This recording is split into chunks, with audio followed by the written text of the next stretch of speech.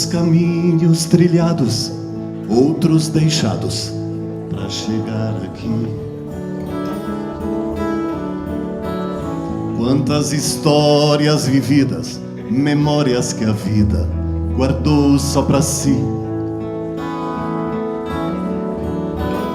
Sábias e loucas lembranças que a mente não cansa de recordar.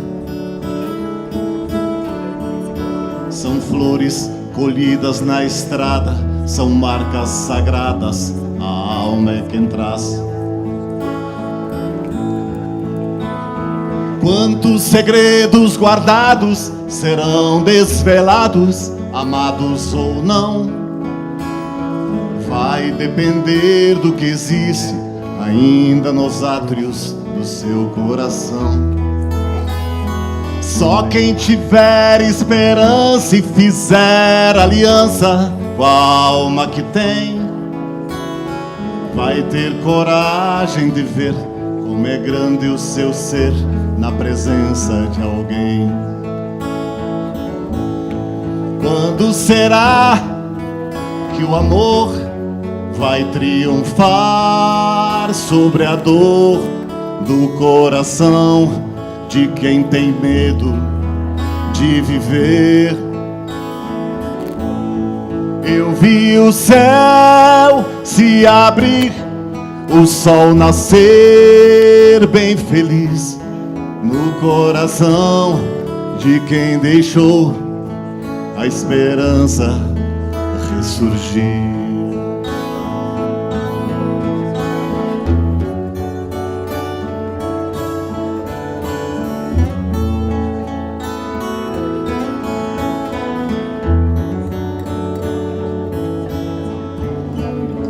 Quantas pessoas queridas marcaram a vida de todos aqui. Traços deixados no rosto traduzem o gosto do amor que existiu. Brilha nos olhos de muitos a luz do infinito que está em cada um. Ninguém nunca esteve sozinho, bendito é o caminho que nos torna um. Quantos segredos guardados serão desvelados, amados ou não? Vai depender do que existe ainda nos átrios do seu coração. Só quem tiver esperança e fizer aliança com a alma que tem, vai ter coragem de ver como é grande o seu ser na presença de alguém. Quando será que o amor vai triunfar sobre a dor do coração de quem tem medo de viver? Eu vi o céu se abrir, o sol nascer bem feliz no coração de quem deixou a esperança ressurgir.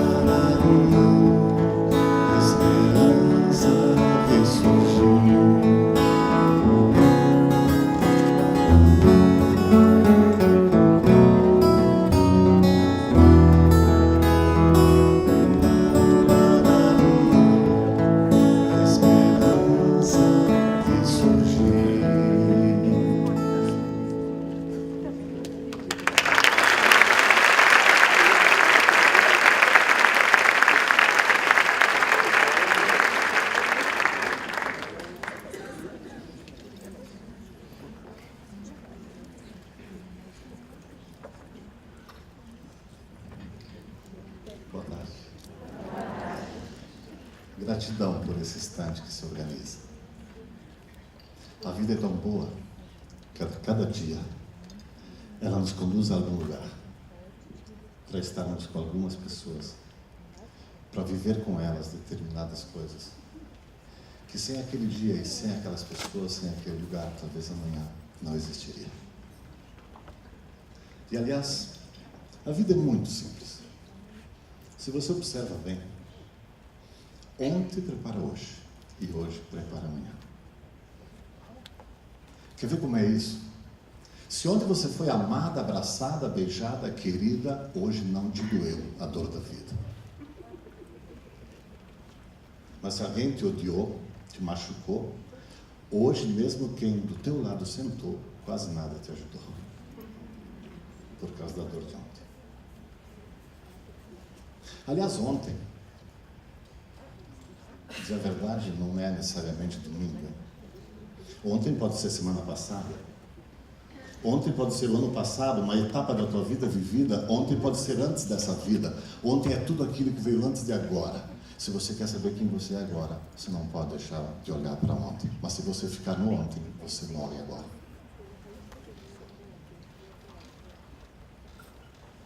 Amanhã, talvez amanhã. O que a gente é amanhã? Aquilo que agora se engendra dentro de mim. Você sabe que nós somos aquilo que nos tornamos. Ninguém nasce humano. A gente vem a esse mundo da espécie humana, mas a gente se torna humano com o processar da vida. Vocês conhecem pessoas que são humanas só por causa da espécie.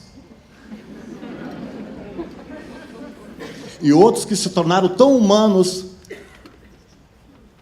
com o processar da vida, tipo aquilo que nós vimos agora, que a certo ponto parece que essa pessoa se torna mais divina do que propriamente humana. Porque o humano, no seu mais profundo, é o divino mais alto. E o divino mais alto que desce nesse mundo, ele torna, inclusive, o divino humano. Todo ser humano é divino de onde vem. E é humano por aquilo que aqui ele tem. Mas ele não esquece do humano se ele entrar dentro de si e não esquece do divino se ele viver o humano de forma muito divina. Aliás, tu quer ver amanhã? Amanhã a gente é aquilo que a gente engendrar agora, como eu disse.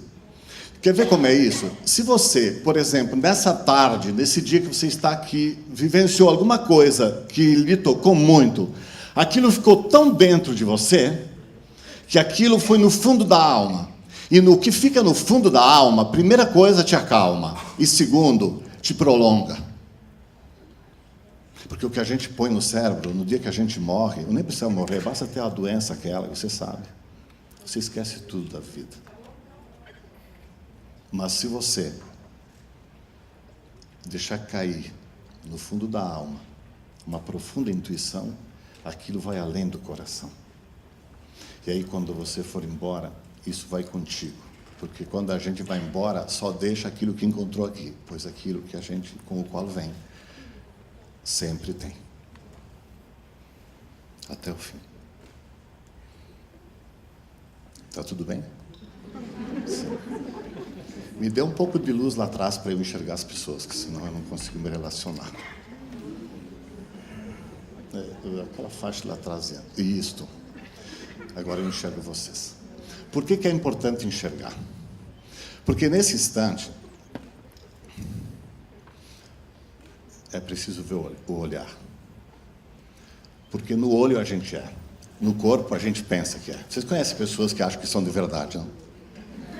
São as piores. Porque elas acreditam naquilo que elas tocam, enxergam ou fazem. Mas, na verdade, você sabe por que tocou tanto a história do Everson? Por quê? Porque tem uma inocência de quem ainda não está contaminado da adultez egóica dos racionais. Ele se achou dentro de uma coisa que ele nem imaginava. Mas ele ainda tem a vibração da criança. Só que assim, é muito interessante observar, eu estava conversando há pouco assim, que toda a história dele faz com que ele se torne quem ele é, fazendo aquilo que ele faz sem achar que está fazendo, simplesmente vivendo, se autoderramando naquilo que ele mais possui. Uma pessoa que passa pela ferida, pela dor humana, se conecta através da dor humana com quem dói humanamente, mas quando ele não perde o divino, ele põe amor no humano ferido, então ele se torna o iluminador e não alguém vítima de suas feridas. Vocês entendem o que eu estou falando? É. E nessa época, eu tenho que dizer uma coisa que eu não gosto de dizer, mas eu vou dizer. Nós não estamos na melhor das épocas. É muito difícil se tornar consciente num tempo onde tudo é voltado em torno da mente.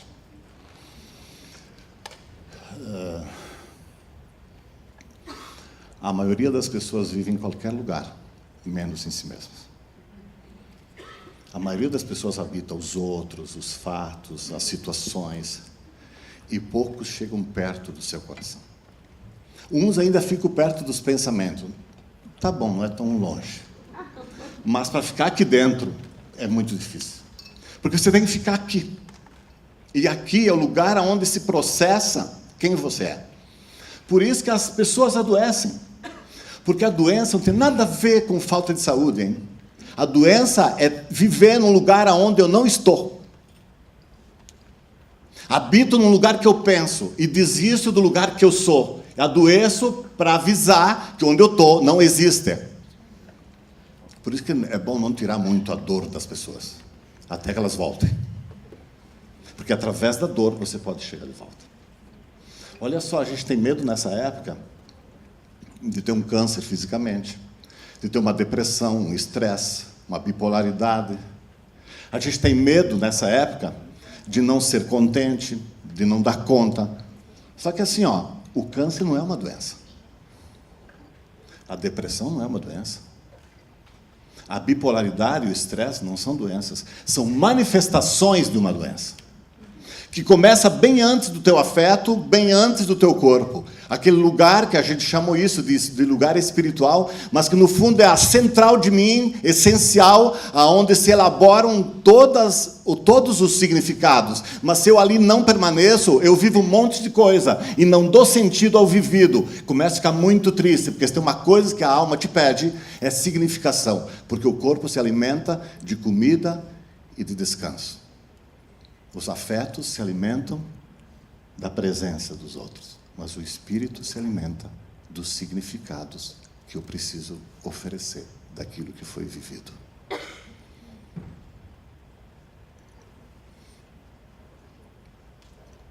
Quando alguém tem um câncer, então vamos usar a doença do câncer, já adoeceu emocionalmente, porque se perdeu em alguma coisa espiritualmente.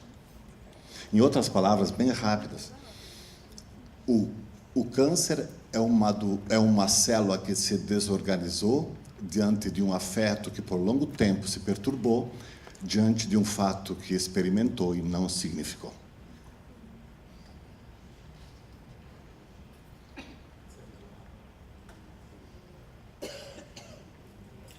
Porque o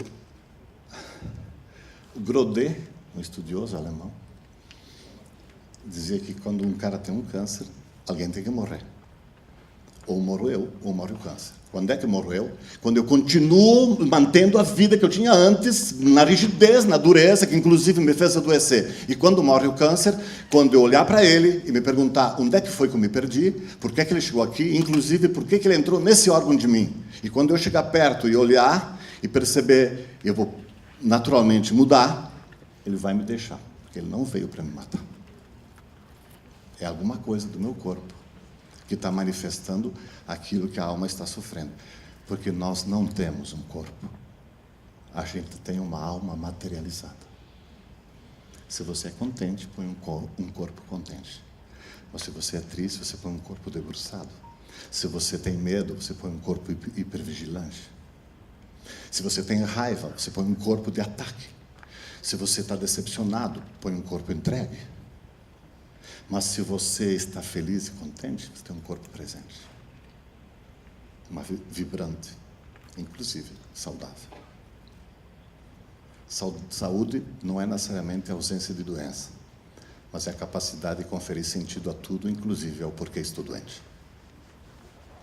E aí, inclusive, eu posso até morrer fisicamente, mas não morro na alma, pois tem dores da mente e do psíquico e do espiritual que a gente só se cura morrendo o corpo. Tá tudo bem?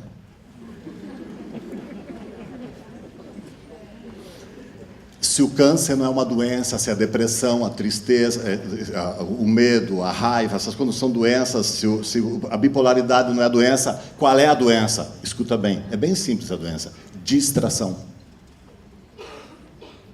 Ou se não, desconexão. O distraído não é o que esqueceu do que se alimentou do meio-dia. Não, essa é uma distração da mente. O distraído é aquele que da vida vive, mas não colhe o sentido. O distraído, ele vive assim, quer ver? Parabolicamente, ele vive assim, ó.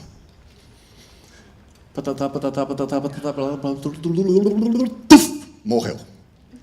Olhou para trás, ele só viu a poeira que levantou, mas nada compreendeu. Se não compreendeu, não viveu. Porque o que está bem presente e não está distraído, a parábola é outra.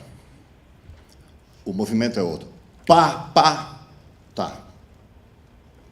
Tá. 2 para frente, para enfrentar a barreira do desconhecido, do qual a gente tem medo. E 1 para trás, para ver o que foi que eu colhi, para dar sentido ao que eu vivi, me investir daquilo ali e continuar a caminhar para lá. Quem estudou Piaget sabe que isso se chama assimilação e acomodação. Quando eu faço isso, tem horas que eu vou para frente, tipo, março, abril, maio, junho, julho, para frente. Julho para trás um pouco. Não. Agosto, setembro, outubro, novembro, dezembro. Tá, mas pelo amor de Deus, não, janeiro pelo menos. Para cá. Mas não precisa esperar tanto tempo. Durante o dia, das 7 às 7, para lá. Mas de noite, pelo amor de Deus, vem para cá. Segunda, terça, quarta, quinta e sexta, pelo amor, para lá. Mas sábado e domingo fica aqui, pelo menos. Só que aquele que está perdido, ele está sempre. Vocês conhecem pessoas que sábado e domingo não conseguem viver com a família, tem que trazer gente em casa toda hora. A mulher não suporta. Porque ela geralmente não faz isso. Nós, homens, precisamos estar em atividade constante, parece. Vocês querem conhecer uma pessoa distraída? Vocês querem? Aquela visita que veio te visitar e tu não via a hora que ela fosse embora. Não tem uns que a gente reza que não vem e quando vem dá um jeito para mandar embora? Por quê? Querida, ela não é má. Só que ela não, se ela está distraída, ela não está presente. Se ela está presente, ela não te sente. Se ela não te sente, ela não te fala. Se ela te fala, ela não te diz. Ela não te escuta. E se ela te escuta, ela não te ouve. Não tem graça ficar perto. Porque longe de si, ninguém diz palavras boas. Longe de si, ninguém te ouve. Longe de si, ninguém se relaciona. Aliás, longe de si, ninguém é. Sabe o que eu faço? Quando alguém na minha frente está distraído, eu já gastei todas as possibilidades de fazê-la vir, e ela não veio de um jeito para ir embora. Claro que não lá, não sempre. Porque, inclusive, eles vêm para terapia distraído. Eles falam 45 minutos sem dizer nada. E lá pelas tantas, antes de terminar a sessão, você tem que perguntar, do que quer falar que afinal disse tanta coisa, não disse nada? O senhor acha que eu estou mentindo? Não.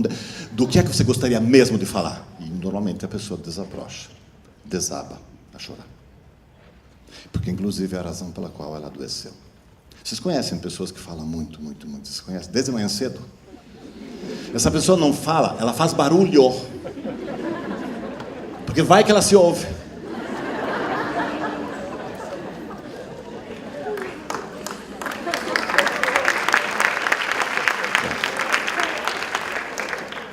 Às vezes eu vejo alguém falando tão cedo, eu penso, meu Deus, vai dizer o que até noite? Muito aqui para cima, longe daqui. Eu conheço pessoas que querem dormir distraídas. Eles não conseguem, logicamente. Elas vão para o médico. O que o médico fala? Você tem insônia. Insônia não é doença. Insônia é o corpo louco para dormir e a mente ainda aqui. É como se o cara olhasse para si mesmo e dissesse para o corpo: dorme que amanhã eu te pego. E aí o que o médico faz? Ele te dá um ansiolítico para baixar a loucura, pelo menos para a alma pousar no corpo. Eles se abraçam e vão noite adentro. Aliás, não dormem, desmaiam. Porque quando alguém tem muito remédio, não vive, ele é tirado do eixo para não sentir a dor. Só que longe do eixo, você também não sente o amor. Mas, pelo amor de Deus, não pare de tomar o remédio. Porque tem que acontecer algumas coisas antes. Remediar significa fazer a média de novo. Houve uma rachadura no seu ser. O remédio faz a ponte entre o pedaço de cá e o pedaço de lá. Até que um dia você consegue juntar novamente a inteireza de si. E aí você pode abandonar aquilo que te ajudou a manter, a segurar as pontas numa hora que você estava tão frágil.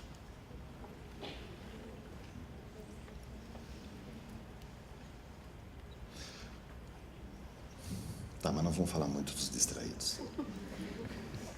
Vamos falar de coisas de pessoas atentas. Tu quer ver uma coisa de quem está muito presente e que normalmente a gente não se dá conta? Que dia é hoje do mês? 22 de janeiro de 2018 nunca teve. Não vai ter mais. Tá, mas quem não sabe? O distraído. O distraído conta 7 e fala semana. Conta 30, fala mês. Conta 12, fala ano. Conta 60 e se aposenta. Daí conta os anos que teve, mas não sabe o que houve. Ele soma os números, mas não compreende o processo. Eu prestei atenção nos dados do moço que estava falando aqui, mas eu fiquei mais atento no processo que ele foi fazendo.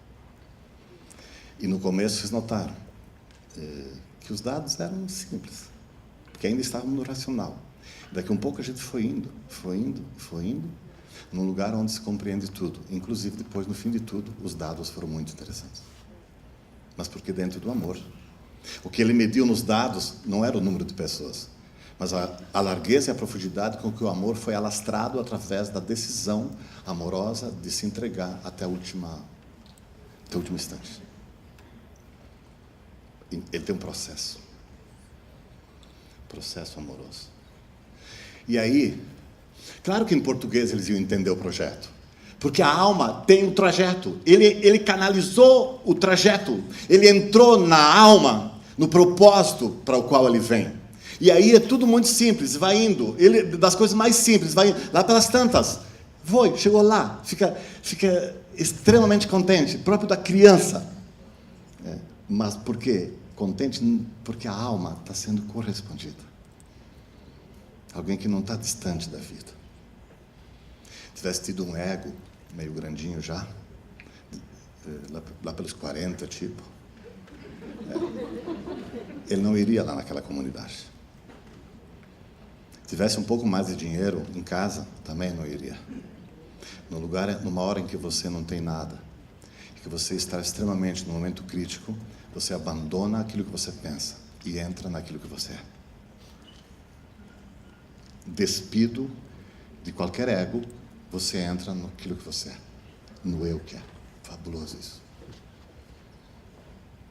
Por isso que a crise é ótima, no tempo certo. Tu quer ver uma outra coisa que o distraído não vê? Vamos brincar um pouco. Dá uma olhada do lado de quem você está sentada e vê se tem cabimento.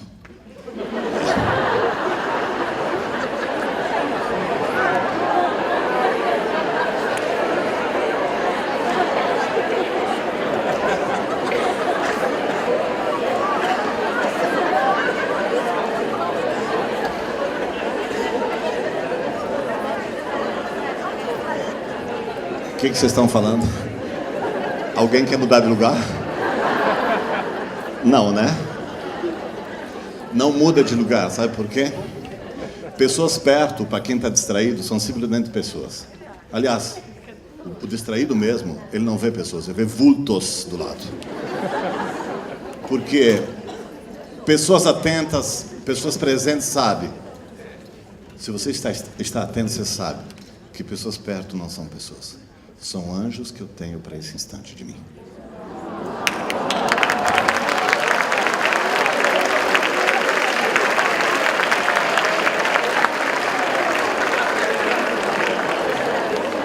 Claro, tem anjo de todo tipo. Cada anjo cuida como pode.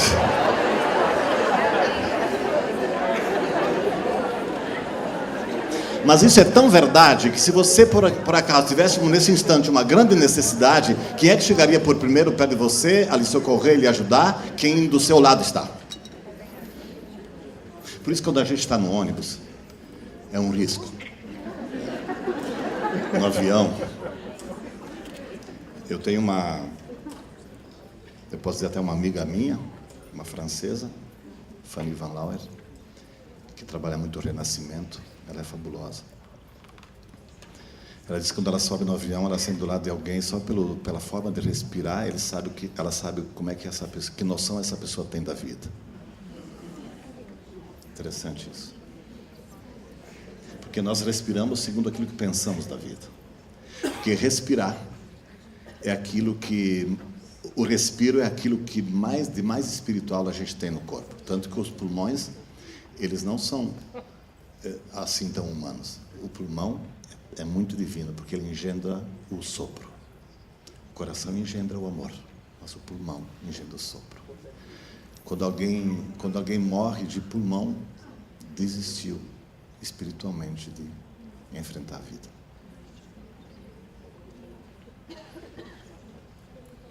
É incrível. Por isso, quem eu tenho do lado tem muito significado. Só que se eu estou distraído, eu penso, fulano e tal, eu comprei essa poltrona, é minha, você... Não. Se alguém sentou do teu lado, dificilmente você sai dali imune de alguma coisa. Quem do teu lado sentou, alguma coisa te deixou. Por isso que é preciso não estar distraído. De forma que quem está atento chega 1 minuto antes. Não na poltrona, na consciência. Quando você está bem presente, você chega antes. Antes de quê? Em vez de explodir, você está ali. Em vez de se decepcionar, você está ali. Tem horas que é muito duro. Como diz no Apocalipse, está falando agora com você, não? No Apocalipse tem uma pequena frase, está escrito assim: o cordeiro está ferido, mas ele está de pé. A ferida não é condição de eu não estar de pé.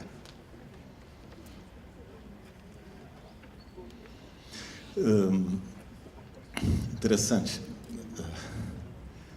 Se nós prestarmos atenção dessa forma, tudo é muito mais simples e tudo muito mais divino do que a gente pensa.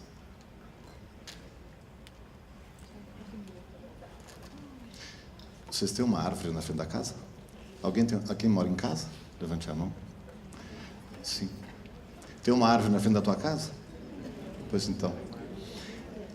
Ela, nessa época, provavelmente está cheia de folhas para que você não padeça a dor do sol forte do verão. Mas quando chegar o inverno, ela se despe totalmente para que o sol chegue lá, para que o inverno não seja tão duro naquele lugar. Debaixo dessa árvore, você já pode ter até sentado ali, para usar uma linguagem de gaúcho, para tomar um chimarrão e conversar coisas de coração com uma pessoa querida ali embaixo dessa árvore. E ela ali permaneceu testemunhando essa presença amorosa. Então ela não é uma árvore. Ela é um anjo plantado na frente da tua casa. Essa é a diferença. O meu pai, eu também sou da roça. Meu pai ainda hoje, eles têm 80 anos, os dois, fizeram 60 anos de casado.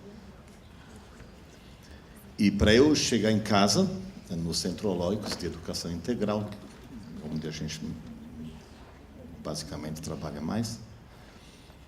Eu passo no meio da roça do meu pai, que com 80 anos ele ainda planta a roça. Ele tem uma plantação de milho nessa época. Eu olho naquela roça, eu não vejo a roça, eu vejo o rosto do meu pai. Porque a obra que é feita por determinadas mãos tem a expressão de um determinado coração. Aquele é meu pai. A minha mãe tem umas vaquinhas para tirar leite, ela tira leite para ter o dinheirinho dela. Eu acho que ela está certa. Vocês vão rir o que eu vou falar. Aquelas vacas, eu adoro olhar para elas, porque elas têm a cara da minha mãe. Que os bichos, eles têm a cara de quem cuida.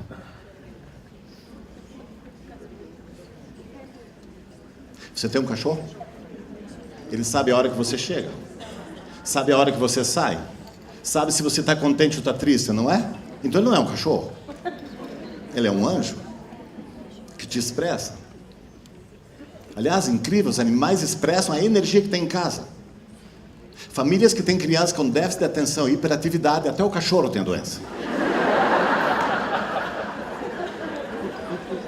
Porque é um movimento que as crianças captam em casa de muita ânsia e de falta de tempo para se centrar, de muita velocidade mental, que o cachorro, pobrezinho, que faz parte das crianças, também padece. Porque as psicopedagogas têm que tratar também os cachorros da família. Interessante isso. Vocês têm um vizinho legal? Tem? Também outro? Os dois são necessários. O vizinho legal, você pode olhar para ele. Ele é você em muitas coisas que você gosta de si. Ninguém ama lá se antes não existe cá. Ninguém ama o que não conhece, dizia o filósofo. Mas o vizinho chato também ele é muito interessante. Vai perguntar para ele se ele não pensa a mesma coisa de você. Ele é a parte de mim que eu ainda não fiz reconciliação interna, que eu não abracei, não integrei, e ele expressa coisas que me enchem a paciência, porque eu ainda não sei lidar com aquilo ali, e além do mais, eu enxergo que tem também ali. Você quer saber o que te falta para trabalhar em ti? Olha com quem tu mais te estressa. Mas tu quer saber qual é o amor que existe em ti? Dá uma olhada a quem você mais ama. Nós amamos quem muito se parece conosco. E sofremos a dor dos que doem parecidamente conosco.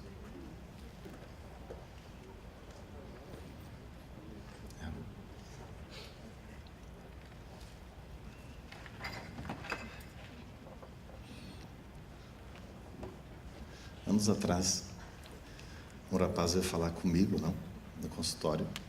Ele sentou na minha frente, eu perguntei para ele. Logicamente, eu fazia essa pergunta sempre, quando alguém vem para terapia. Por que é que você veio? Ele falou para mim. Eu vim porque eu, por recomendação da minha psiquiatra, tem alguém bipolar ali ligando para você.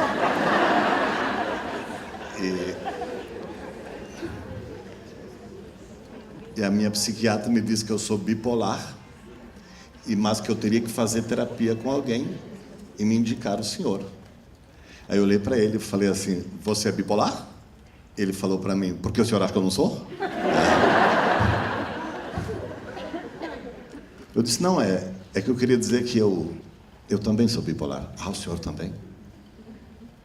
Ele me olhou com uma cara de decepcionado, depois largou uma piada meio sem graça. O senhor está se tratando também?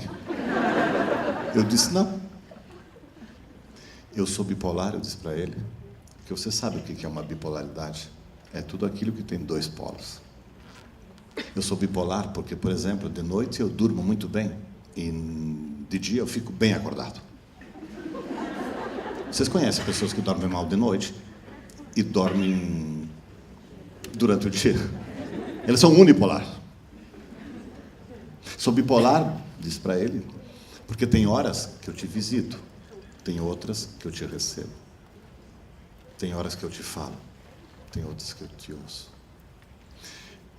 Tem horas que eu crio, tem outras que eu contemplo o que foi que eu fiz. Tem horas que eu trabalho, tem outras que eu descanso. Tem horas que eu choro muito, tem outras que eu rio a beça. É que tem horas, inclusive, que eu quase morro, e tem outras que eu vivo sempre. E ele parado na minha frente. Só que daqui a pouco ele fez a pergunta certa. O que é a bipolaridade, então? Exatamente isso. A doença da bipolaridade não é o fato de você ser bipolar. É o fato de você deixar aos poucos de visitar um dos polos. Quem muito dentro fica, vai adoecer, porque nós precisamos do sol de fora. E quem muito fora fica, vai se estressar, porque nunca mais veio para dentro. Por isso que a depressão, no fundo, ela é a doença do encharcamento da alma de alguém que entrou muito em si mesmo e se identificou demais com aquilo que está internamente. E não mais saiu para levar isso para o sol. Mas também, o estresse é alguém que foi muito para fora, muito para fora, muito para fora, e nunca mais voltou. Tirou tanto de dentro que se esgotou. Uma vez, o estresse era chamado de esgotamento. Lembra a música? E se quiser saber pra onde eu vou, pra onde tenha sol, é pra lá que eu vou. E se quiser saber pra onde eu vou, pra onde tenha sol, é pra lá que eu vou. Canta, vai. E se quiser saber pra onde eu vou, pra onde tenha sol, é pra lá que eu vou. Você diz, vai. E se quiser saber pra onde eu vou, pra onde tenha sol, é pra lá que eu vou. Ei, dor, eu não te escuto mais. Você não me leva a nada. Ei, medo, eu não te escuto mais. Você não me leva a nada. E se quiser saber pra onde eu vou, pra onde tenha sol, é pra lá que eu vou. E se quiser saber pra onde eu vou, pra onde tenha sol, é pra lá que eu vou. Ei, dor, eu não te escuto mais. Você não me leva a nada. Ei, medo, eu não te escuto mais. Você não me leva a nada. Vamos. E se quiser saber pra onde eu vou, pra onde tenha sol, é pra lá que eu vou. E se quiser saber pra onde eu vou, pra onde tenha sol, é pra lá que eu vou. As mulheres. E se quiser saber pra onde eu vou, pra onde tenha sol, é pra lá que eu vou. E os homens? E se quiser saber pra onde eu vou, pra onde tenha sol. Ótimo. Junta, vai. E se quiser saber pra onde eu vou, pra onde tenha sol, é pra lá que eu vou. E se quiser saber pra onde eu vou, pra onde tenha sol, é pra lá que eu vou.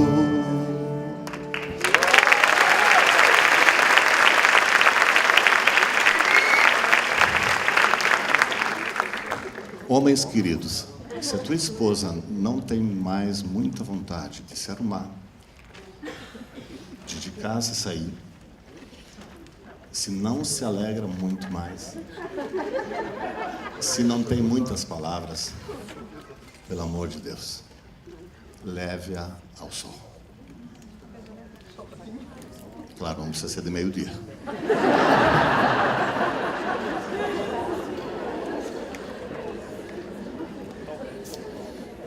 Mulheres queridas, se o teu esposo, o teu namorado, o teu marido tem dificuldade de voltar para casa, traz ele para cá. Claro, ele volta para casa. Só que muitas vezes ele não vem. Porque, para quem está estressado, precisa vir para a sombra da melancolia para poder entrar no seu profundo. Mas para quem está muito na melancolia, tem que ser levado para fora, para se estruturar ao sol. Quem está muito fora está demasiadamente formado. Quem está muito dentro está demasiadamente diluído. Sair para formatar o que foi vivido. Entrar para buscar de volta a dança daquilo que já está formado. Compreendido? Isso vira saúde. Para nós homens é fácil ficar fora. Para vocês mulheres é fácil ficar dentro. Só que daquilo que é mais fácil é também o lugar onde a gente mais adoece. Mas daí eu tenho que dizer uma coisa para vocês, que não podemos ficar aqui. Nós não fomos feitos para padecermos, para sofrer. A gente não foi feito. E por que a gente sofre? A gente não sofre. A gente dói. Doer é humano. Sofrer é desumano.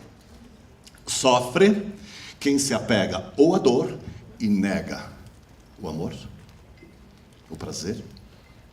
Ou se não sofre, aquele que se apega no amor aparente e no prazer e esquece a dor. Quando a gente vem, então deixa eu contextualizar melhor isso que eu vou falar. Por anos, pelo menos uns 20 anos, como terapeuta, eu tenho trabalhado muito com pessoas individualmente, através da técnica da regressão, uma das técnicas. Que é onde, através dela ou delas, você acessa o mais profundo. Em vez de você interpretar terapeuticamente as motivações inconscientes que estão atrás de um comportamento que você vive, você entra no inconsciente e o inconsciente mostra o que há que gera esse tipo de comportamento. Tanto que, às vezes, um fatinho de nada precisa de 5 anos de terapia racional. Quando que com uma sessão terapêutica de renascimento, ou de regressão, ou de constelação familiar, você muda o registro. E aí, de tudo aquilo que eu converso aqui com vocês, com as pessoas, nos temas que eu trato, assim, é verdade que eu encontro isso nos livros. Mas a maior parte das coisas eu encontrei descendo no meu profundo e ouvindo o profundo dos outros. Eu sempre estudei muito. Vocês viram o meu currículo. Fiz 3 graduações, 2 mestrados, 1 doutorado. Metade não serviu para nada. E a outra já esqueci quase tudo. E sobrou, sabe o quê? O que eu sou agora, nesse instante. Porque quando eu saio do mental e venho mais para baixo de mim, eu vou encontrar que todos os doutorados e mestrados estão dentro de mim. Que o humano que eu sou, ali está. Mas o divino que eu engendro, também ali está. E aí, tem umas coisas que ultimamente eu tenho me dado conta profundamente. E, além de percebê-las em mim, eu consigo identificar nas pessoas. Quer ver umas coisas que eu vou lhe dizer bem rapidamente, porque isso merece uma palestra inteira sobre isso.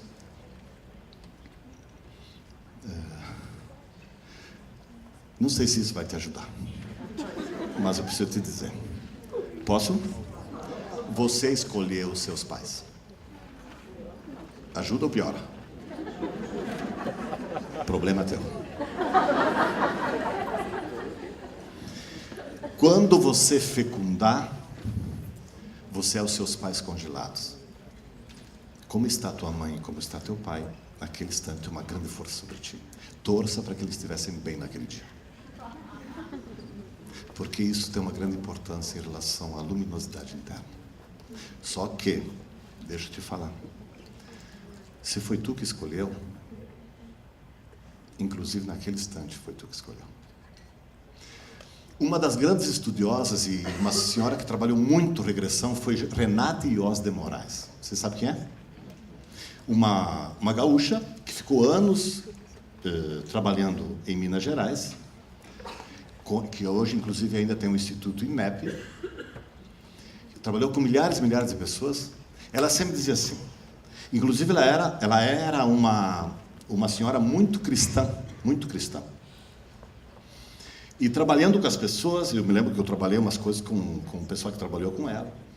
Ela diz assim, a única coisa que eu não sei explicar através da regressão, que a gente nunca sabe, é por que o eu pessoal livre, que sou eu, antes de qualquer coisa, que está presente nos meus pais, por que eles escolheram aquela noite, aquela relação, e não aquele outro dia, e numa outra relação melhor do que essa. A gente não sabe o que há atrás do livre-arbítrio da alma de escolher os teus pais e aquele instante. Outra coisa que ultimamente, através de algumas técnicas de renascimento e regressão aparecem, eu já via isso, mas nunca tive a certeza. Agora, escutando outras pessoas que fazem isso, eu tenho notado claramente, não tenho dificuldade de falar isso. Deixa eu te falar. Tu sabia que antes de fecundar, você já estava na família pelo menos 7, 8 a 9 meses antes da fecundação? Quando eu falo isso, algumas pessoas me dizem, mas que religião você é? Não tem nada a ver com religião isso. Isso tem a ver com interioridade da alma. É muito interessante você saber o que seus pais faziam e pensavam antes da sua fecundação, os meses antes, porque você carrega muito. Eu tenho certeza disso. Por exemplo, eu sou o filho mais velho de casa, de uma família, como eu disse, da roça. Meu pai tinha casado, meu pai e minha mãe casaram e eu fecundei há 6 meses depois, então provavelmente já estava junto antes do casamento. E o meu pai foi cortar um mato, fazer as casas para morar e fazer todas as coisas para morar do nada. Gente, eu adoro construção. Mas eu detesto gente que só trabalha. Que é o que meu pai fazia. Ele começou a construir as roças. Eu adoro roça. Eu só não faço, porque eu acho que minha roça eu descobri que é outra. Mas eu adoro estar lá. Está dentro de mim. Tu quer ver uma outra coisa? Muito interessante. Quando você vem, você não só vem da família certa, mas você vem também no tempo certo e na hora certa. Você vem exatamente naquele tempo. Se a gente veio agora, não é porque a gente caiu mais tarde da peneira. A gente veio agora, porque essa é a hora. Tem uma coisa da alma. A alma é muito sábia, muito sábia.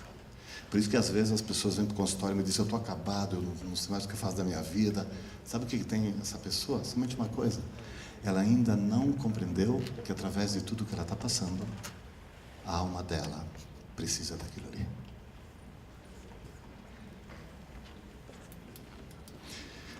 Estou numa pior. Você não está numa pior, senão você não estaria aqui. A única coisa que está acontecendo é que você não está compreendendo onde é que está o amor no meio disso. E daí, atrás disso, tem algo que é muito sério, que depois eu também falo, que às vezes faz a gente se distanciar, se distrair, entre aspas, perder a essência em função de alguma coisa muito dolorosa, que em geral acontece antes dos 10. Porque até os 10 nós somos muito divinos. Até os 10 a gente é muito legal. Depois a gente se esforça. Tu quer saber quem tu és? Nunca vai ver depois dos 10. Aquilo que tu mais amava, de quem tu mais gostava, aquilo que tu mais fazia, do que mais tu te admirava, daquilo que tu mais te decepcionava, antes dos 10, tem a ver com a tua essência. Muitos de vocês são professores hoje, porque antes dos 10 aconteceu alguma coisa, ou por bem ou por mal, que te trouxe para cá.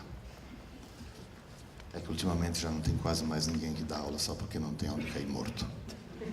E se você conhece alguém, ajuda essa pessoa a cair morta. Que pelo menos morre só ela. Atrás de tudo tem um grande chamado. Aquilo que se chama hoje na vida de propósito. Aliás, que é uma coisa que eu estou escrevendo, inclusive, e que eu levei um grande choque. Eu estava falando antes para a Simara e para o Carlos. e para Ju e para Carmen. Escrevendo sobre o propósito de vida, eu entro numa livraria em Garibaldi, uma cidadezinha pequena, tem uma livraria de nada, eu olho para a prateleira e vejo um livro chamado O Propósito. Levei um choque, fui ler o livro, eu juro que me roubaram. Mas também me tirou o peso de ter que escrever o que já está escrito. Aliás, se vocês querem ler esse livro, vale muito a pena. É do Prem Baba, O Propósito. Lá na Cultura tem. Eu fui hoje de manhã na livraria e tem lá. É muito. É aquilo que eu vi das experiências de regressão, é aquilo que eu vivo, aquilo que eu sinto e aquilo que eu mais falo na educação. E educação não é nada enfiar coisa abaixo das pessoas. Educação é acordar o que está dentro já de alguém. Educar é dar a liberdade que venha para fora daquilo que já se é. Por isso que educar é trazer para fora. Educere significa trazer para fora, não através das unhas e dos dentes, mas através do encantamento e da amorosidade. E aí, eu vou dizer uma coisa de joelho aqui, espero que isso não te doa.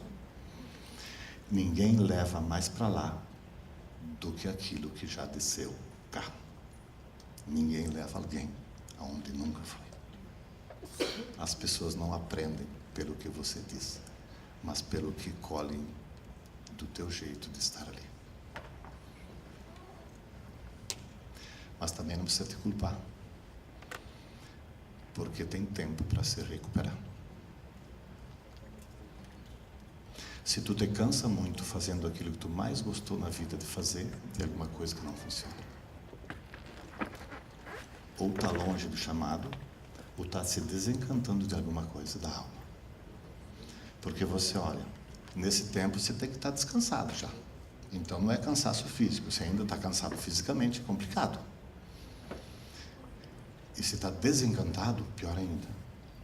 Porque a gente pode se cansar fisicamente, mas o propósito nunca se cansa. Então eu nunca me desencanto, eu me canso, mas não me desencanto.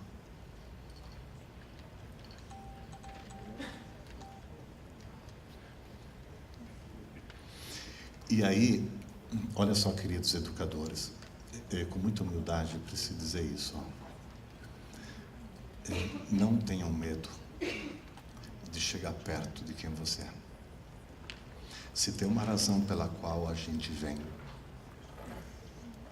no meio de tudo isso, é para enxergar o divino que existe cá, através do humano que me cabe me autoeducar. Em outras palavras, existe a escola para adaptar um ser humano divino numa sociedade humana muito ferida. Porque se vocês olham bem, principalmente as primeiras séries, as séries iniciais, quem ensina são as crianças. Os professores do infantil estão só adaptando aquelas pobres, amorosas, queridas, sem proteção ainda humana, a não se ferirem tanto, de modo que quando chegar nos 12 ou 13, elas consigam já enfrentar um mundo que fere. Porque até os 10 nós somos muito divinos. Dos 10 em diante nos humanizamos através da dor da vida.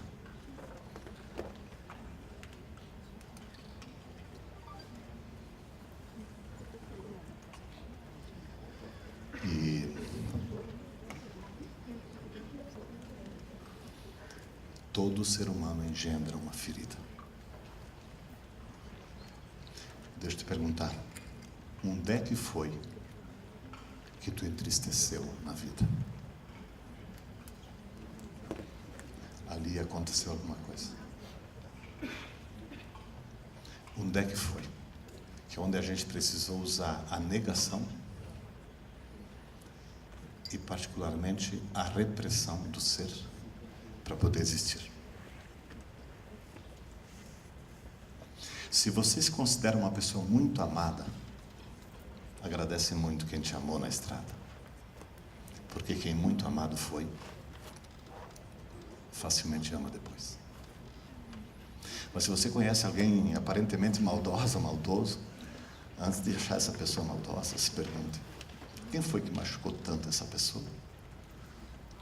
A ponto dela machucar tanto, inclusive as pessoas mais queridas. Ela não é má, ela só é muito machucada. Quem muito machucado foi, facilmente machuca depois. Atrás das grades das prisões não estão gente maldosa, estão pessoas excessivamente machucadas. E quando alguém está machucado, a primeira arma que eu tenho é para ferir, para devolver a ferida, inclusive as pessoas mais queridas. Atrás dos mosteiros não estão pessoas santas, estão pessoas feridas tentando resolver a ferida, tentando significar a ferida. Hoje o ideal seria que o mundo fosse um mosteiro, aonde o que me faz um monge não são os muros que me retiram do mundo, mas a consciência de quem eu sou, mesmo no meio do mundo, que faz acabar com todos os muros que podem separar alguma coisa desse mundo.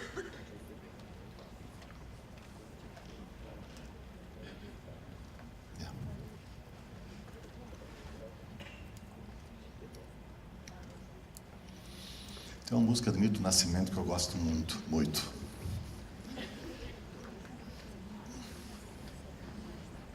Retrata um pouco a ferida.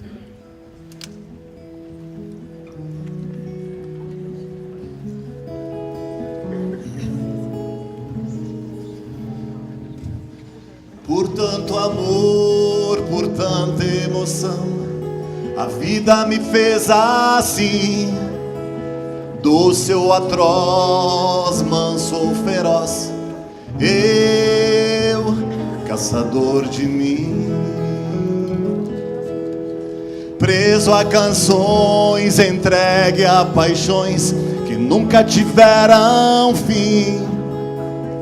Vou descobrir o que me faz sentir, eu, coração de mim. Nada a temer senão o correr da luta, nada a fazer senão esquecer o medo, abrir o peito à força de uma procura, fugir às armadilhas da mata escura. Longe se vai sonhando demais, mas onde se chega assim, vou descobrir o que me faz sentir, eu, caçador de mim.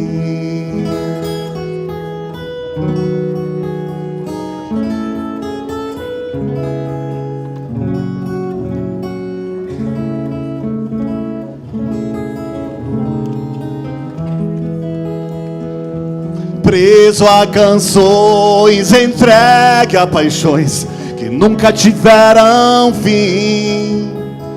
Vou descobrir o que me faz sentir, eu, caçador de mim. Eu, caçador de mim. Eu, caçador de mim.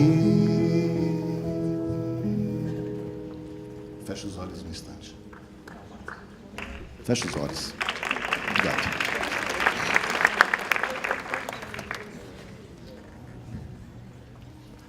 Respira longamente umas 2, 3 vezes.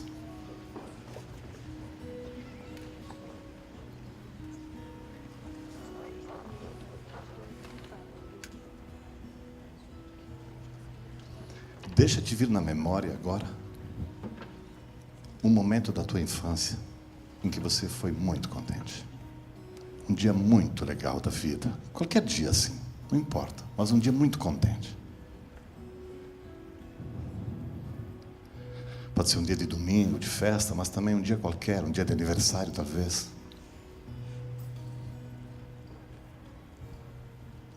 Se você está bem contente, provavelmente nesse dia ali estão pessoas bem queridas da tua vida.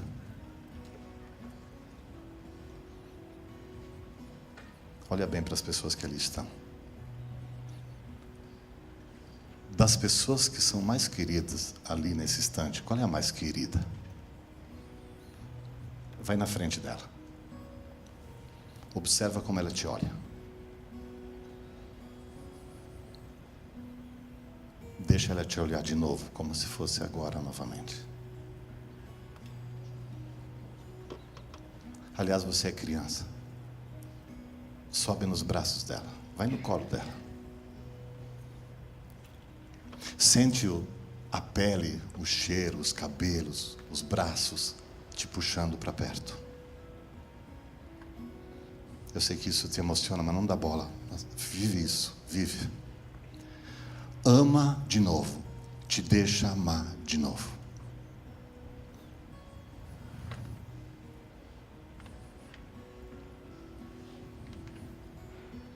Fica ali um instante. E sente que isso vai te abrindo o espaço para caber uma imensidão de amor.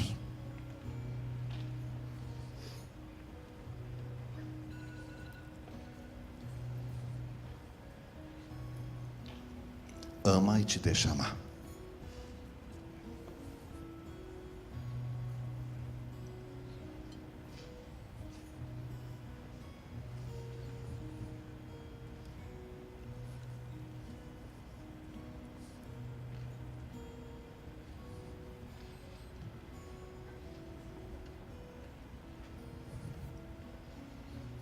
E aos poucos sente que como se você estivesse se diluindo nessa pessoa.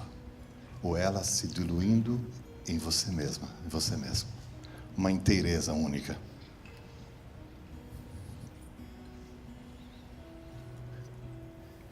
Sente que todas as tuas células estão sendo visitadas por esse amor.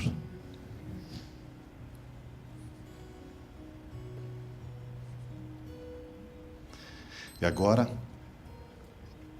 desce do colo, logicamente, te enxerga de novo, pequeno, e observa onde é que está você grande, e corre ao encontro de ti grande, como criança. Busca essa pessoa, e tu, como adulto, vai buscar essa criança. Toma-te no colo, te puxa para perto, sente o teu cheiro de criança, teu corpo de criança, tuas mãos, teus pés, teu ser, te abraça. Pega essa criança no colo e torna ela mais perto possível. E fica ali um instante. Dá muito amor a ela. Faz tempo que isso não te acontece. Pois faz tempo que você saiu de casa.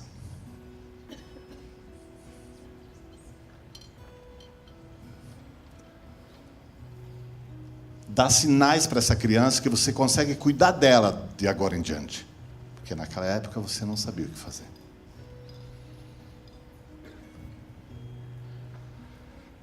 Se quiser, enxerga essa criança bem pequena, um bebê no teu colo. Mostra carinho, afeto, enche de beijo.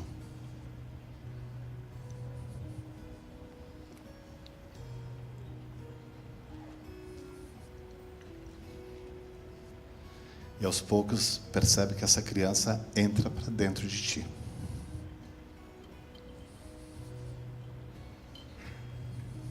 Pronto. Agora você não são mais duas pessoas. Uma só. Respira fundo umas 2 vezes. Respira e solta.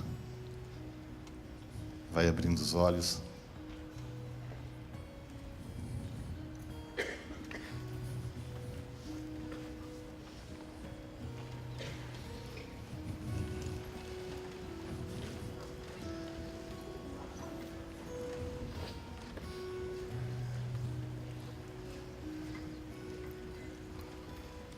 Faz assim. Se levanta, dá um beijo, um carinho a uma pessoa que está no lado. Depois senta que vamos terminar. Faz favor.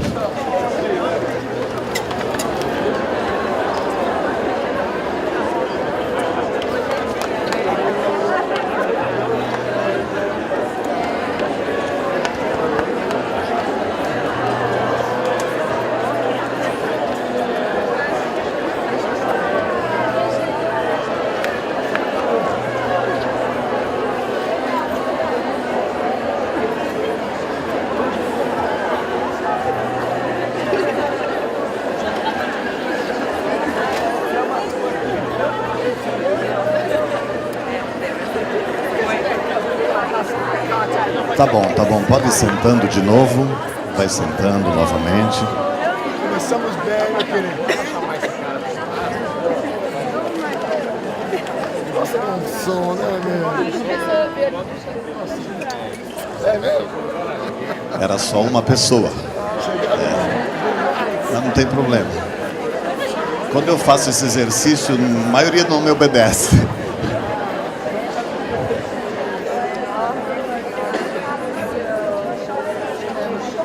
Sabe o que é? Quando o nosso coração fica grande, no nosso abraço cabem todas as pessoas do mundo, inclusive aquelas que nos feriram.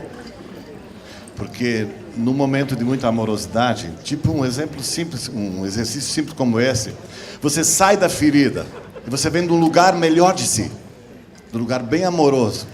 E dali você abraça, inclusive, quem te fez doer, porque nesse instante você não dói. Por isso que no fundo, o perdão não existe. Existe o amor, que é quando eu descubro que aquela pessoa que me feriu e a ferida que eu passei fazia parte de mim, apesar de tudo. No momento eu não enxergo, mas vai chegar um dia em que, olhando de longe, eu posso enxergar que aquela pessoa que me feriu e aquela ferida através da qual eu passei, ela foi necessária, pois sem ela e sem essa pessoa eu não estaria aqui agora. E quando eu incluí isso na minha história pessoal, aquilo que era um desastre se torna um caminho, uma ponte que me torna forte e capaz de perceber que na vida tem pessoas e fatos que nos fazem doer para poder voltar a ser quem a gente é de verdade depois. Foi bom? Desculpe a maquiagem. Mas amanhã é outro dia, vocês fazem de novo. Sabe o que é? É muito interessante observar que a gente inventa caras depois dos 15, 16 anos. A adolescência é a fase que a gente experimenta caras. Sai com uma nesse final de semana, se deu certo, segura para outra, e vai trocando quando vai defasando a imagem, até um certo ponto a gente desiste de mudar de caras. E a gente diz, vou com essa mesmo. Mas no fundo, nós não somos essa cara. Essa é uma cara social. Porque eu sou a criança que está lá dentro. Mas é super necessário ter essa cara, esse ser presente no mundo, porque ninguém pode sair, não se pode sair com 15 anos com a inocência de uma criança de 8 anos. Não dá para sair com 20 anos com a veracidade aberta, as porteiras da alma aberta, no mundo louco que está pronto para te absorver. Só que daí tem que fazer uma coisa. Escuta bem o que eu vou te falar. Essa cara que a gente põe é o ego que a gente precisa. O que eu não posso fazer é acreditar nessa cara, porque eu não sou isso. Por isso, deixa essa cara na escola toda vez que você vai para casa. Principalmente no final da semana. Porque o terrível disso é morrer com essa cara. Já pensou um dia você ir para o velório de alguém e olhou assim, morreu a coordenadora pedagógica.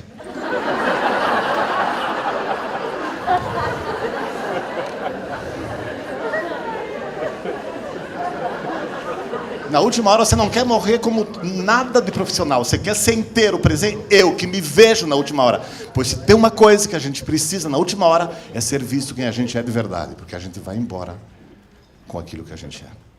Por isso que, como dizia Amit Goswami, um grande físico indiano, que é bom todos os dias estar muito presente. Porque a cada dia a gente possa ter uma sacada nova na vida. E principalmente na última hora, estar tão presente a ponto de ter uma grande sacada sobre a vida, porque a viagem para o infinito vai ter o tamanho da última sacada. Em outras palavras, quando estou consciente de quem eu sou, eu sei o que fica e o que vai. Às vezes, como orientador espiritual e de cultura cristã, as pessoas me perguntam, você acredita na ressurreição de Jesus? Eu falo, eu sim. Por quê? Porque Jesus tinha tanta pouca coisa para morrer, que não precisou morrer tanta coisa, e por isso sobrou quase tudo. Num mestre espiritual, sobra pouca coisa na última hora. Sobra só o barco e os remos da vida. Porque é preciso voar a alma, que é vivida na consciência. E aí, tem uma coisa interessante de tudo isso. Porque isso tem uma repercussão na educação.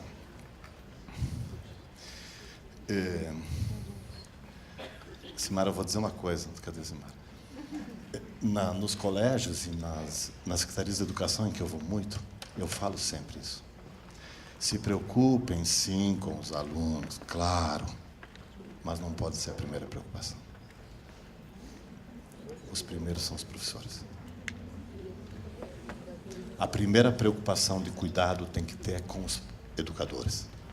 Porque quem entra na sala de aula é esse ser instituído, professor, mas que é uma alma vibrante, que escolheu estar no mundo vibrando, ensinando e aprendendo. E se eu tenho feridas, eu entro na sala de aula e entra antes a ferida. Mas se eu curo a ferida, entra o amor. Quantas vezes você já quis abraçar e dizer palavras bonitas naquele dia que você estava super machucado e acabou estragando tudo, porque saiu aquilo que era e não o que pensava? Porque chega sempre antes aquilo que está aqui. Se eu tenho uma ferida, ela chega antes de qualquer coisa da minha vida. Isso é com os pais, com a família. Por isso, curar bastante a ferida. E aí, a essas alturas, alguém me pergunta, tá, como é que cura? Eu vou dizer logo, porque alguém já está me perguntando. Como é que cura? Primeira coisa, permite. O pior dos seres humanos nesse tempo, não no sentido moral, mas no sentido humano, são duas pontas. O narcisista masculino, que nega a fragilidade, e a depressão existencial, que nega o amor. É difícil de acender o fogo, reacender o fogo de uma pessoa muito deprimida. Tanto que eu saí do consultório, faz uns 3, 4 anos, porque eu descobri que o melhor jeito de ajudar as pessoas é fazendo grupos. Porque a luz de um acorda a luz do outro, a ferida de um permite a ferida do outro a ser vista e contada, e um movimento de cura. Porque a depressão é a morte do fogo da alma.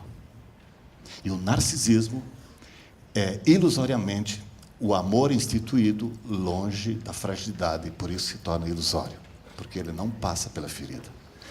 Dor e amor tem que se abraçar e não se evitar. E aí, quando um ser humano não cresce, não é que ele não cresce, minha gente, ele não desce.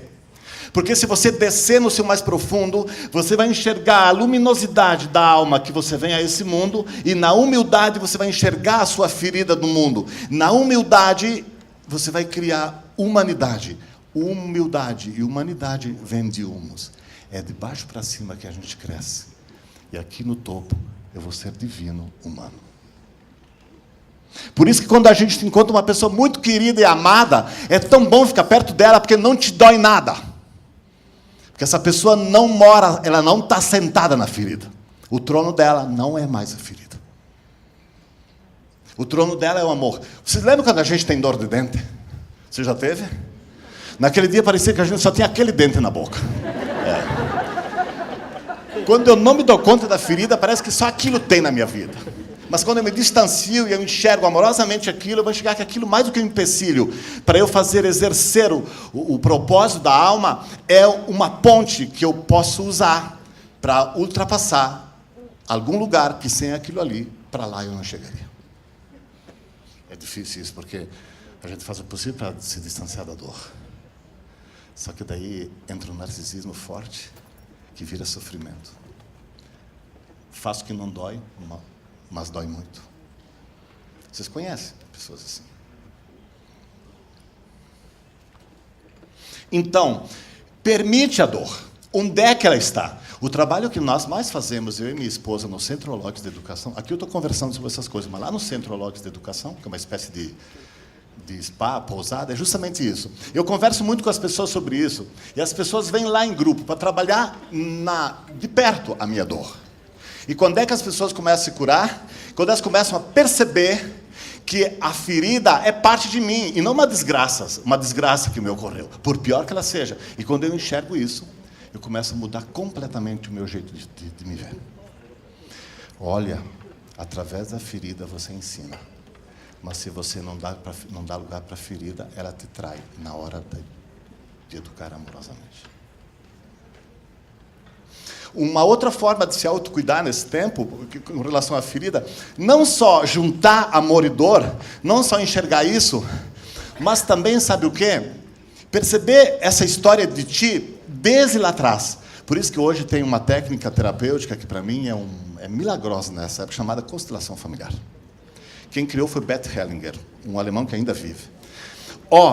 Seria muita ignorância nossa pensar que aquilo que eu vivo é somente meu, tanto positivo quanto negativo. Olha para a história do teu avô, bisavô, tataravô. As dores que nós temos normalmente como homem é a dor do meu pai que ele tinha, o meu avô, meu bisavô. As dores de ti como mulher, olha bem para tua mãe, para tua avó, para tua bisavó. Muitas coisas vêm da ancestralidade. E aquilo que não é visto lá atrás, e onde não foi amado, vai estourar aqui na frente, muitas vezes dentro de ti ou do teu lado. Ou tu ou teus filhos. Porque, segundo Bert Hellinger, o humano, ele precisa do divino, e o divino é amor. E aí, se você não coloca isso na tenda da amorosidade, tudo que aconteceu, vai vir sinais constantes para te voltar lá atrás, para poder dar lugar ao amor, para que isso seja curado. Porque, segundo Bert Hellinger, tudo aquilo que não foi abraçado e amorosamente cuidado, naquele lugar o amor foi interceptado.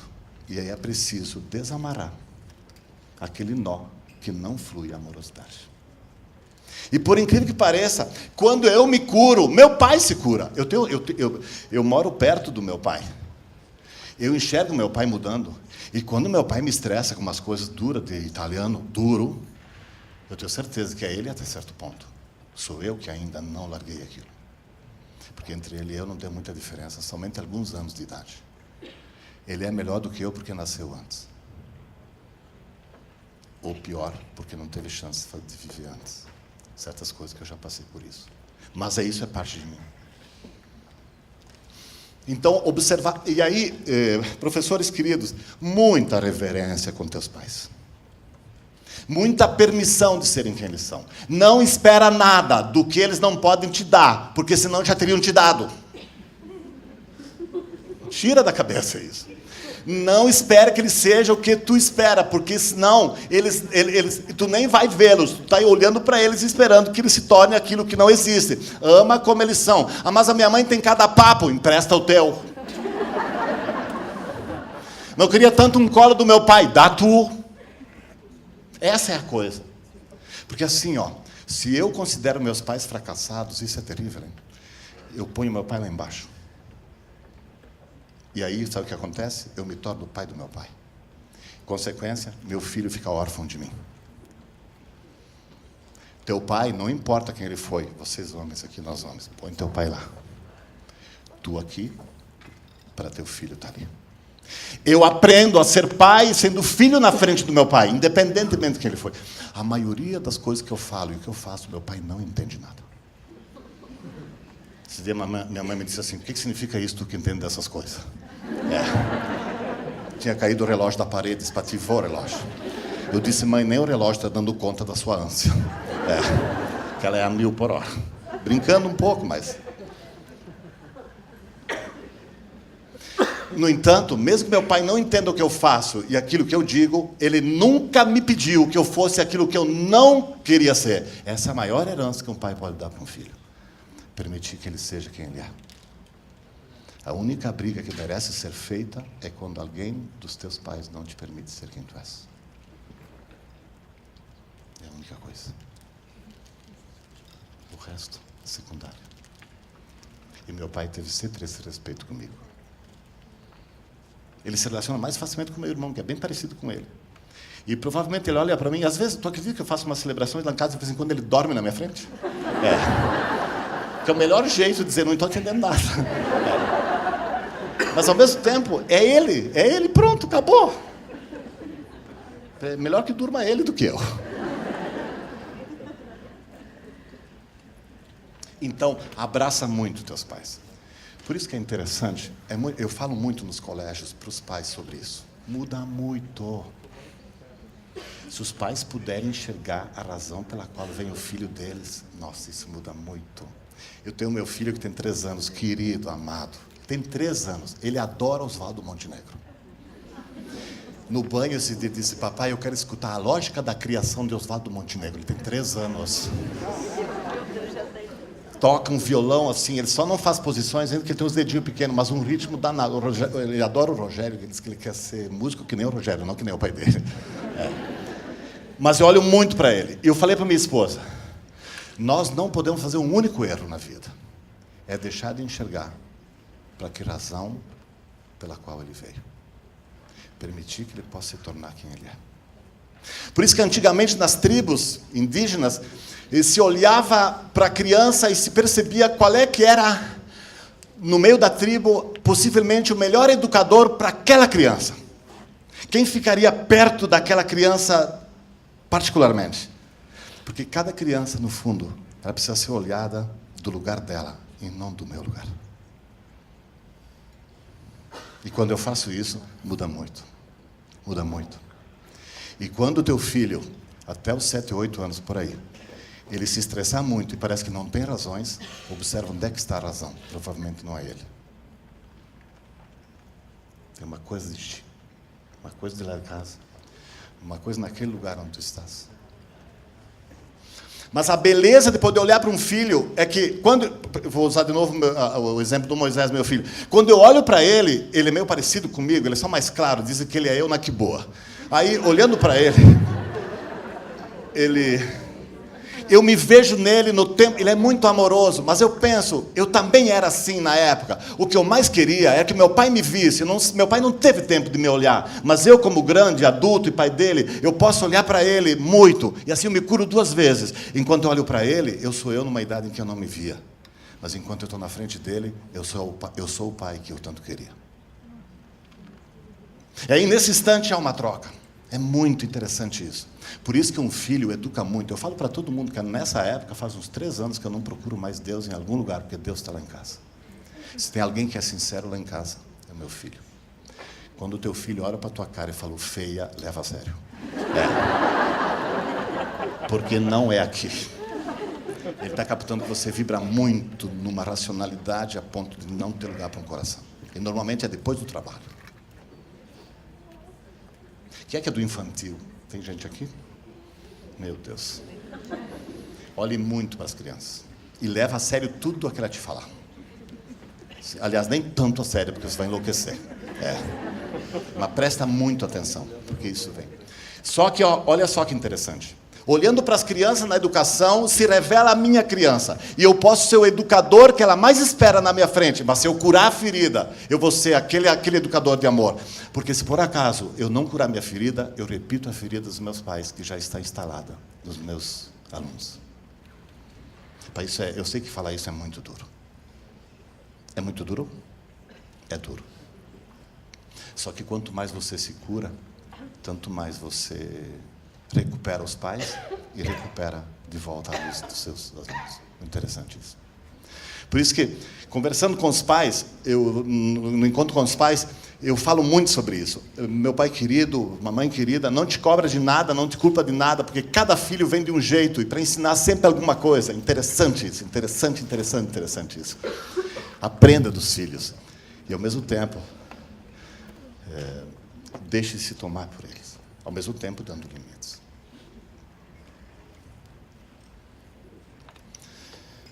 Tá. Eu acho que está quase de bom tamanho isso. Vamos ter que terminar. E para terminar... Aliás, está tudo bem? Tá? Estão serenos? Se alguém tem uma perturbação de alma... eu faço sempre assim onde eu vou. Porque eu sei que isso mexe muito com as pessoas. Eu daqui um pouquinho, eu sei que vocês têm pressa para ir embora e tudo. Daqui um pouco eu desço daqui... Estou aqui embaixo, para as pessoas que querem conversar comigo, se tem uma coisa para me dizer, me falar, uma pergunta para me fazer, faz direto. Porque é uma coisa muito... Normalmente as perguntas das pessoas são muito daqui. Também nesse instante, eu faço assim, se alguém tem desejo de levar embora alguma coisa que eu escrevi, aqui tem. Inclusive vai ser aqui mesmo, que o Rogério está aqui, o Rogério faz isso. Segredos da interioridade. Esse é um bom jeito de se perceber onde é que foi que eu distanciei de mim, como é que eu faço voltar e como é que eu posso me trabalhar para vir mais perto de mim. Em vez da ferida original, é onde foi que eu me feri. Aqui eu trabalho muito para ajudar as pessoas a trazerem a ferida para o contexto pessoal para torná-la sagrada. E nesse CD que eu carrego comigo, onde eu vou levar alguma coisa? Se eu fizer silêncio, então meu anjo fala. Aqui estão algumas canções que eu escrevo, tipo a primeira, Não sei se eu cantei outra aqui depois daqui. Músicas que eu crio, que as pessoas escutando no carro, elas acessam coisas dela, pelo menos é o retorno e é a intenção disso. Vocês podem passar aqui, e para quem tem tempo, eu também estou aqui para fazer uma dedicatória, se alguém quiser, e faço esse carinho tranquilamente. Mas estou aqui principalmente para escutar as pessoas que têm necessidade de falar comigo. Ou também de receber um abraço, enfim, aqui mesmo. Mas deixa eu falar esse fim. Existem 4 princípios. Aliás, antes disso, deixa eu te dizer uma outra coisa, que vale a pena dizer. Torça para chegar a crise dos 40, que é a hora que a gente se arrebenta naquilo que a gente já não aguenta. Para que surja de volta aquilo que você sempre foi, mas que sempre ficou coberto atrás daquilo que disseram que a gente deveria ser. Perfeito? Tem uma música que a gente... Obrigado. Tem uma música que é muito boa de cantar, mas principalmente depois dos 40. Vamos cantá-la. Vocês vão adorar cantar essa música.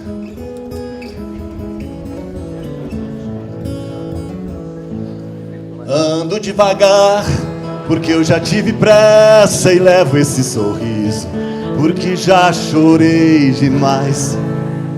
Hoje me sinto mais forte, mais feliz, quem sabe. Só levo a certeza de que muito pouco eu sei, eu nada sei. Conhecer as manhas e as manhãs, o sabor das massas e das maçãs. É preciso amor para poder pulsar, é preciso paz para poder sorrir, é preciso a chuva para florir. Penso que cumprir a vida seja simplesmente compreender a marcha e tocando em frente. Como um velho boiadeiro levando a boiada, vou tocando os dias, pela longa estrada eu vou. Estrada eu sou. Conhecer as manhas e as manhãs, o sabor das massas e das maçãs. É preciso amor para poder pulsar, é preciso paz para poder sorrir, é preciso a chuva para florir. Todo mundo ama um dia, todo mundo chora, um dia a gente chega, outro vai embora. Cada um de nós compõe a sua história, cada ser em si carrega o dom de ser capaz de ser feliz. Conhecer as manhas e as manhãs, o sabor das massas e das maçãs.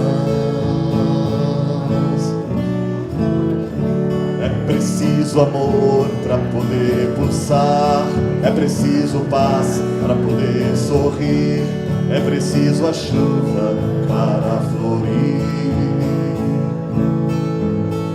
Ando devagar porque eu já tive pressa e levo esse sorriso, porque já chorei demais. Cada um de nós compõe a sua história, cada ser em si carrega o dom de ser capaz de ser feliz.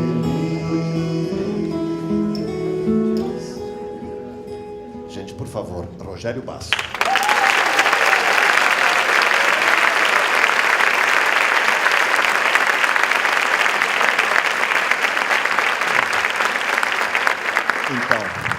Então, aquelas 4 máximas orientais que eu queria dizer para terminar. A primeira, é muito interessante isso.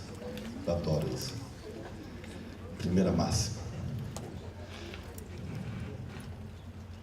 Todas as pessoas que tu encontrou na vida foram necessárias em alguma coisa para o propósito da tua vida. Também é a pior de todas. Você deixou alguma coisa para ela. Só a única coisa que tem que fazer com a mais difícil é o seguinte, ó, segue a tua estrada e que tenhas toda a bênção para que eu possa seguir a minha. Os grandes mestres espirituais disseram que a gente tem que amar os inimigos, mas nunca disseram que é preciso tornar-se amigo deles. Porque eles têm uma outra direção. Mas eles bateram em nós. Em algum lugar de nós bateu isso. Esse tempo atrás uma moça me disse, meu Deus, mas eu namorei 8 anos com um cara e agora ele não quis casar comigo, tá? Qual é o problema? Mas eu amei tanto esse cara, não amei ninguém desse jeito. Tá, e daí, ó, que coisa mais boa do mundo. Ah, mas eu queria casar com ele. Mas ele não quis casar contigo? Ele disse, não, mas não, pelo amor de Deus, não case com ele.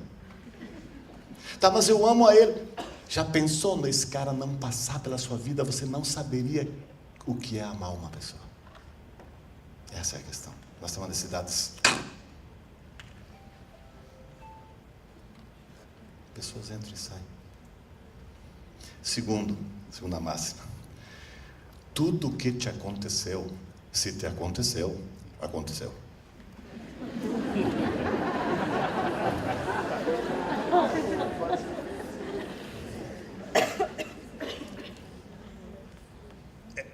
É parte.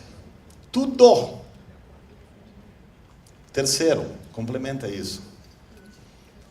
Tudo o que te aconteceu começou no tempo mais perfeito. Ah, mas eu tive uma filha com 14 anos. O tempo mais perfeito. Sem aquilo ali, tu não serias quem tu és agora. Ah, mas eu casei muito tarde. O tempo mais perfeito. Bah, perdi meu pai, perdi minha mãe muito cedo. É duro, mas o tempo era perfeito para alguma coisa de ti. Pai, isso é muito misterioso, mas muito sagrado. É duro, mas é muito sagrado. Quarto.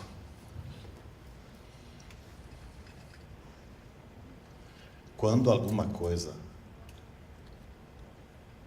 acabou, simplesmente terminou.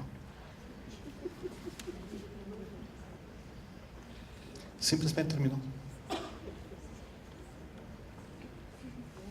Aí nós voltamos. Terminou.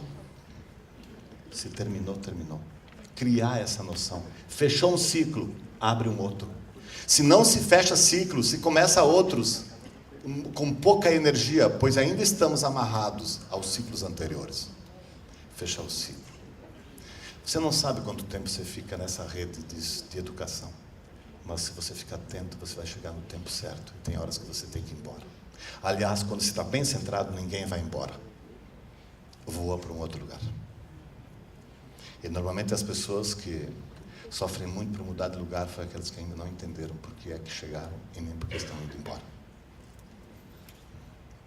Porque algumas pessoas terminaram a trajetória nesse lugar. Que é preciso voar para um outro. A gente nunca volta para lugar algum, a gente sempre voa para uma outra direção. A gente nunca desiste de nada, a gente salta para uma outra direção. Isso é fabuloso. Eu queria dizer uma coisa para vocês. A minha palestra terminou. Simplesmente acabou.